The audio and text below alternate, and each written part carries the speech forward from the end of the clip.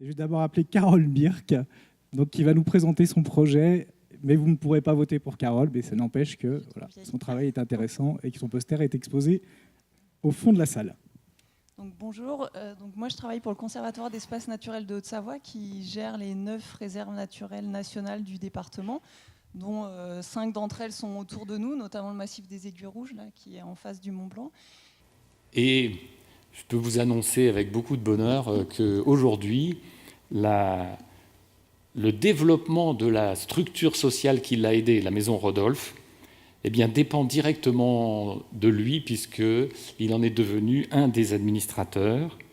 Le permafrost est par définition un état thermique, donc quasiment invisible.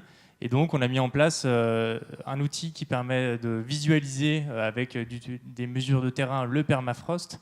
Et puis, dans ce poster, on présente des modélisations thermiques de l'évolution du permafrost au cours du prochain siècle. Je me demande dans quelle mesure, dans cette enceinte-là, pendant ces 3 jours, et dans la partie concluante de nos échanges, il ne faut pas rappeler cette dimension-là qui est fondamentale, parce que sinon, on oublie une partie majeure de ce message que normalement la montagne porte, et que la communauté de la montagne, quand elle se revendique communauté, a aussi en responsabilité d'avoir.